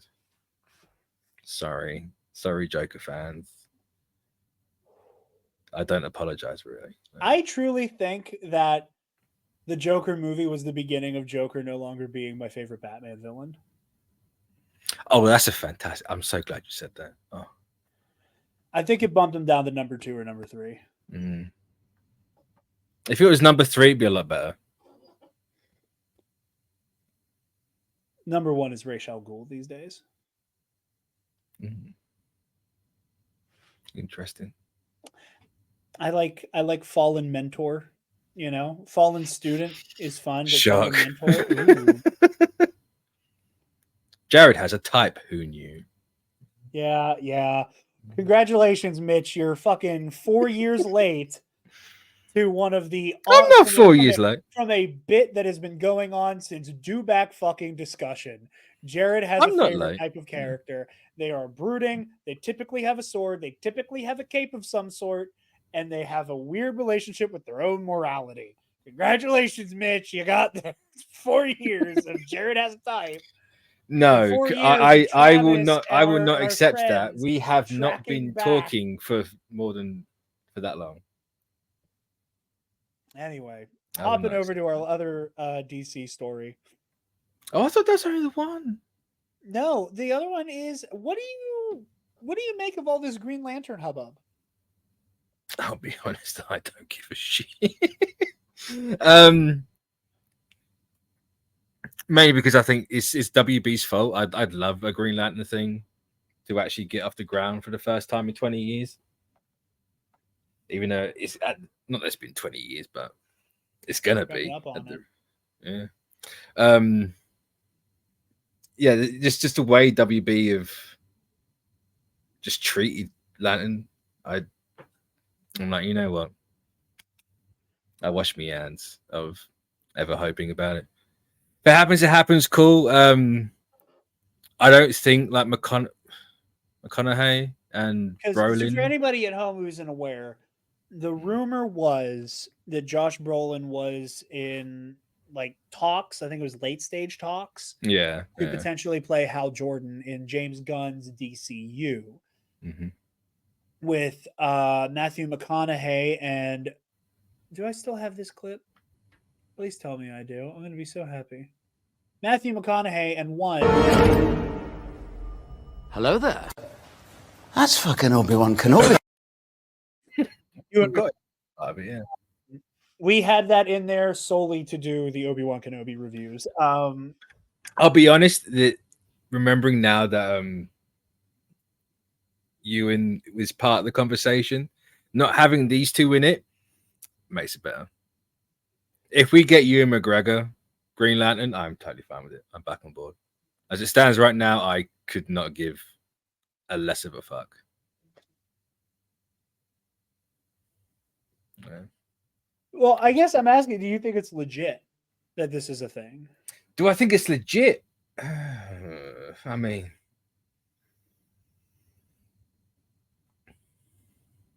I have no idea. No idea. Who's it coming from? Who said it? I don't remember the original source. That's the issue I have with so much of like the comic book movie reporting anymore. Is it is like such a fucking crapshoot. Yeah, it's part of the reason why I Stream Ron on Twitter. Screen Ron. The Stream Ron. Oh, Stream Run. Well, this might shock people, so sit down, brace yourselves. I don't know who they are, so I don't give a shit. Quite frankly, if it's true or not, I don't fucking know. I'm more inclined to think that it's not, because who the fuck is this person?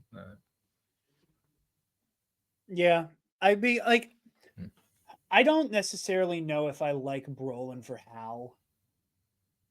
No, I can see it kind of, but it wouldn't be my first choice. Not by or a my long 10th, shot. or my 20th. No, he's too grizzled. He feels too grizzled. And maybe that's after years of Thanos and Cable and Gurney Halleck, that like there's just he does not like. I think Josh Brolin is a charming actor. I think when but he has a interviews, type. He has a role. He is a little too typecast for me to see Hal in there. McConaughey, I see. Like I really see it with Ewan. Like I'm really. I could see it with Ewan. Yeah, I am super down for Ewan McGregor, Hal Jordan. I'm not sold on Josh. I think McConaughey might be a little distracting. I think that's my problem with McConaughey. It's like a Nick Cage. I don't see the character. It's just them. It's like Tom Cruise as well. Like those three, I can't watch their movies or anything. It's like, cool, you're just them. Yeah. Like, even though obviously diehard Star Wars fan, it's my first love, like for nerd shit. But like, I have an easier time letting Ewan disappear into a new role than because he can. No. Yeah. Like I remember watching Angels and Demons as a kid. And again, at that point, my only exposure to Obi-Wan or to Ewan was Obi-Wan. And I was like, and like I literally, it did not, I think I got to the moment he dies in that movie where I went, that's fucking Obi-Wan Kenobi. I went from Train Spotting to Obi-Wan Kenobi. That was my exposure of Ewan McGregor. Black Mask, he really disappears into that. I think the hardest time I've ever had watching a Ewan McGregor movie and like not being stuck on Obi-Wan Robin was no, it was The Men Who Stare at Goats. Yeah, I like and that. I think that, and I really enjoy that movie mostly because it's just like it's a movie about fucking MK Ultra. But there comes a point where I don't think, and again, I think he's good in that movie. And that final scene where he tries to run through the wall and it cuts to credits, I think is phenomenal. I truly think the casting director was a little too confident in, can Ewan McGregor say the words, "What the hell is a Jedi Knight?" and the entire audience not laugh? Yeah. Like he has that line of dialogue. Ewan McGregor has to go, what is a Jedi? In 2008, 2009. You know? Yeah. Like Revenge of the Sith isn't even 5 years old. And you have to have Ewan McGregor be like, what the hell's a Jedi Knight? You're a Jedi warrior. Come on. That's fucking Obi-Wan Kenobi.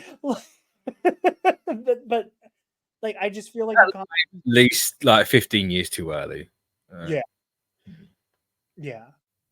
I feel like I said, I just feel like McConaughey's just a little too. It's a little too. It feels too stunt casty.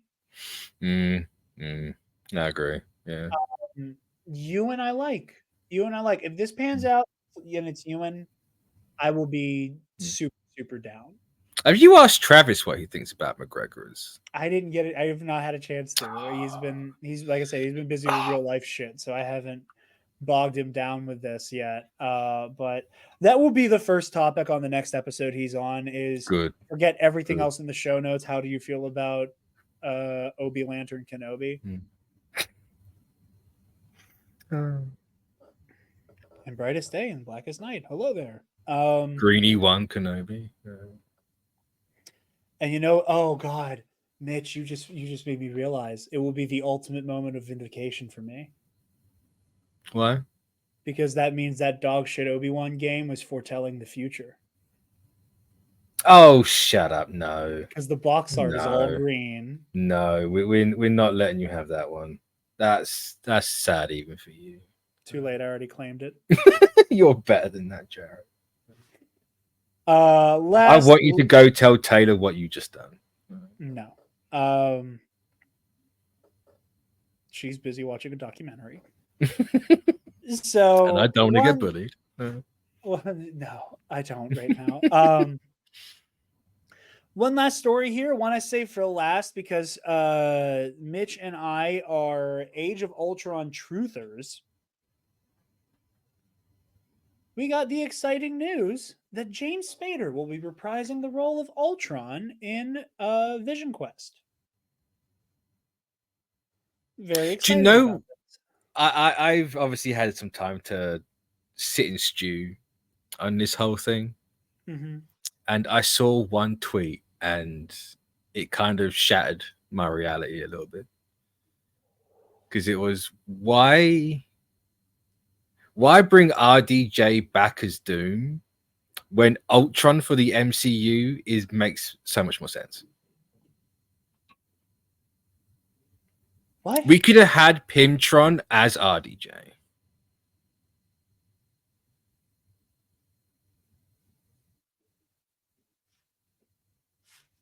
Wait. Say those words again. Right. I'm not computing. Right. You know how Pimtron's a thing in the comics, whereas Ultron and Hank Pym are merged. Yeah. And he wears his face like a skin suit. Right. They could have done that. Exactly that. But it could have been Stark with Ultron. Because obviously Stark's the father of Ultron in the MCU. So why bring RDJ back as Doom when you could have done it with Ultron?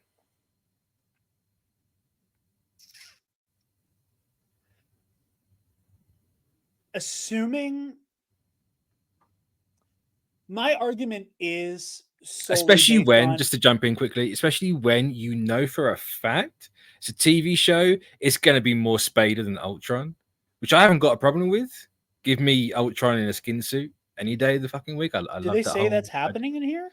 No, but it's a TV show. Let's be honest here. There's no way they do not. There's no way they don't do it.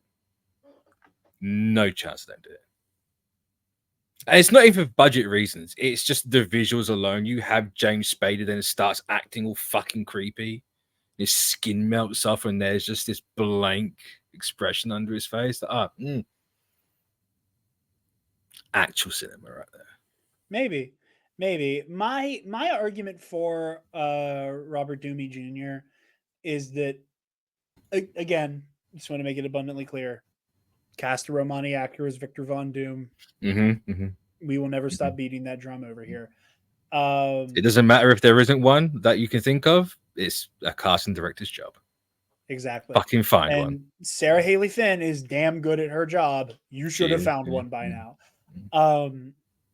My thing with Robert Downey Jr. and the way that I'm able to make peace with the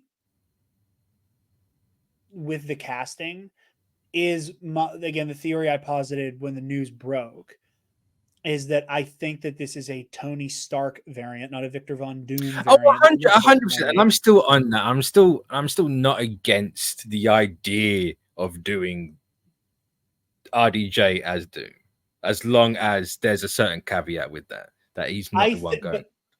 But I think that just on paper, to the general audience, to Marvel movie casuals, to Marvel Comics casuals, Doctor Doom feels like a bigger multiversal threat. I'm not saying that you have. Trade, I'm not saying you put Ultron in his spot. I'm not saying you just mean if you're going to bring RDJ back, bring him back in this capacity. Yes. Okay, I see. Yes. Again, I see that.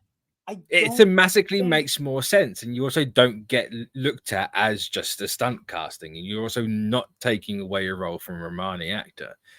You're doing a legitimate thing with two legitimate characters that fit the story you've already told.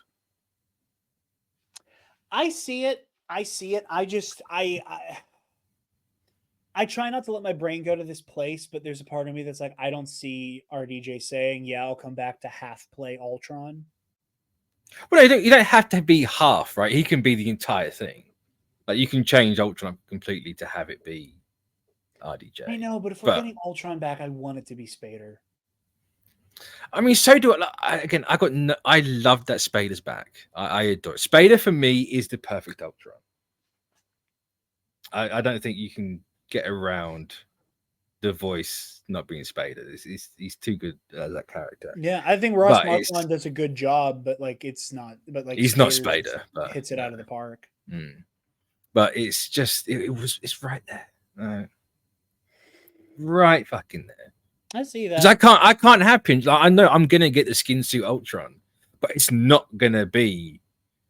It's just gonna be a homage to it. It's not gonna be part of the plot because. Who the fuck's James Spader in the MCU, right? It could have been. You could still make it Tony Stark, but it's not gonna be RDJ. It's just gonna be.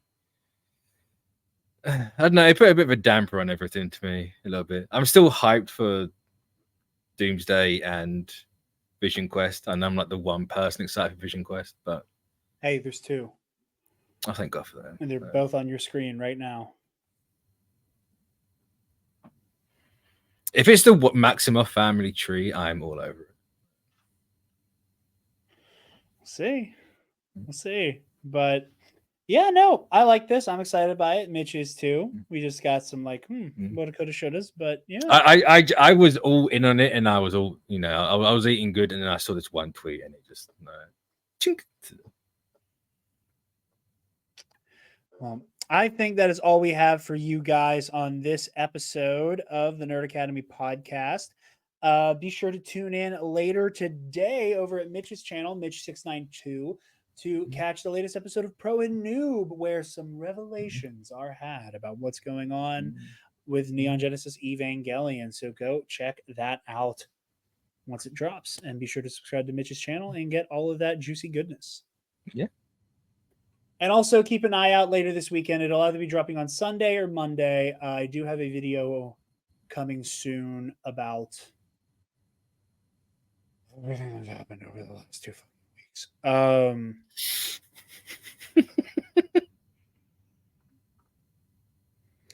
There is a part of me. It's like that meme from Community where it's like, how's it go? Like I can forgive racism, but crosses the line. Yeah, I can excuse racism, but animal cruelty. But I draw the line at animal cruelty. But I draw the line at animal cruelty. I don't want to do one of those. I don't want to say like, oh, like I can excuse racism, but I draw the line at being like wrong on purpose. Which is also called being a liar. But there is a part of me that is like slowly becoming angrier at being wrong on purpose. Yeah. Which on some level is different from being a liar. Like, you just have to accept the level of like owning a certain quantifiable stupidity that you and all your sycophantic fans can agree with and just accept as reality. But yeah, so expect a video about that in the next couple days. This will be dropping on Friday the 13th. Ooh. Spooky. But yeah, I think that's all. Mitch, I know they did the pro and noob plug, but what else would you like to plug, dear friend? On the Mitch 69 channel, 692 channel, not 69 channel. That's the OnlyFans. Coming never. I don't know. I think people would like it. I mean, get me to 500, and this is a throwback. Get me to 500 so the channel can open up the membership bit, and dogs for $1. Clean or dirty, your choice. I hate it. I know what I the can internet's feel like. it coming. On OnlyFans, that's what she said. Maybe I'll walk out of here tomorrow and you never see me again. That's really what I want to do. But yeah, I just posted my Black Myth Wukong review, like talking about like, is it actually Game of the Year? Spoilers, no. It's a good, great game, but I have more Final Fantasy 14 stuff in the works. That's some coming soon. Pro Noob Fridays, obviously. But yeah, that's about it for mine. Linktree on the little thingy. If it's there or there, I don't fucking know anymore. It'll be in the description. So, yeah. First things first, Epic Confrontations on the Star Wars in a Galaxy YouTube channel, Star Wars Trivia League that I compete in along with a lot of my fellow Star Wars creator peoples. Lots of good stuff going on over there. I believe there should be some matches coming up here pretty soon. Eli asked me to help be a scorekeeper for a match that's being recorded soon. I couldn't do it, but I know there's a match coming up. So stay tuned for that. And then go over to the All Remaining Systems YouTube channel to watch the first 2 seasons of Ionized Bastards, the Star Wars RPG show that we are dearly, dearly proud of. We are going into our final season here soon. We're taking our little breaky here, and then we are going to be beginning the final chapter of the Ionized Bastards saga.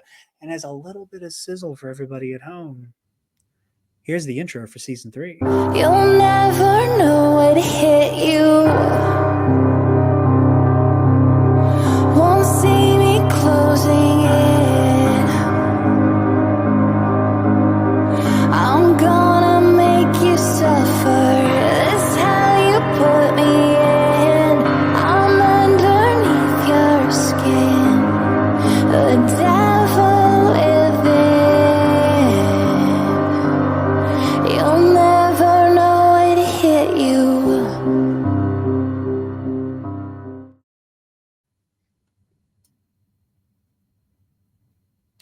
It's Ionized Bastards, but purple now. Yeah. Well, season 1 was red, season 2 was blue, so Part of me, from a color theory standpoint, hates.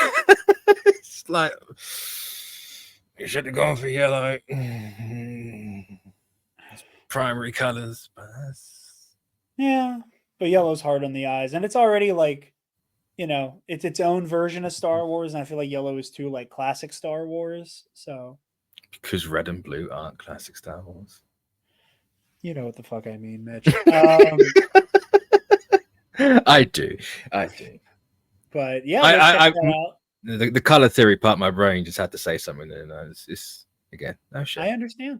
I fully understand. It's a great song. It's a great song. I thought. Oh yeah. Shouts out Digital Daggers, The Devil Within, both the original version that is the season 2 theme song, and now what was season 1's? Season 1 did not have one. Did it not? No, yeah. Season 2, Michael, our DM, he Devil Within became kind of like it was almost like a muse for him, is like what he wanted to do with season 2. Yeah. But that was very much like, yeah, like I'm like, because it was, it was salvage, it was Viridoxos, it was all these things. That he low-key was like, I think this is the theme song for the season. Mm. And and Michael doesn't care about monetization. So he was like, fuck it. This will just be the theme song. And I need a new theme song for this show because it's getting copyright claimed every fucking time I post an episode, even though it's royalty-free music. Oh, who's claiming it? Who's claiming it? Is it Hawk for a third party by chance? Or is it something beginning with E? Hold up. I can't remember what. It's like a 3-letter or 2-letter thing beginning with E. 1 second here, and I'll answer that question. Because if it's Hawk for a third party, fun fact, you can just instantly dispute that. They will take it down in seconds. Especially if you know where you got the original one from. Oh, I do not. It's so long ago. So if you could ever track that down, because it might be a case of like there was a license for it to download from, but or even if not, if you can just track down the website, you can just be like, you do not own this music. Dispute. No, take it down. That's if it's Hawk. If it's the other one, you might be fucked. It's not saying, which is crazy. If you're in like the studio and you have the list of content, yeah, right? It says like it's got like it's scheduled or it's up and it's got yeah. That's I restrictions clicked bit. on that. Are you hovering over the copyright bit? Yeah, it's just saying see details. Yeah, click on that. Yeah, that's what I did. Protected content found. The owner allows the content to be used on YouTube. What the fuck? So it won't let. It wasn't also even letting me dispute it. It's just saying it's not letting copyright. you dispute it. Yeah, I hit select action, erase song, replace song, trim out segment.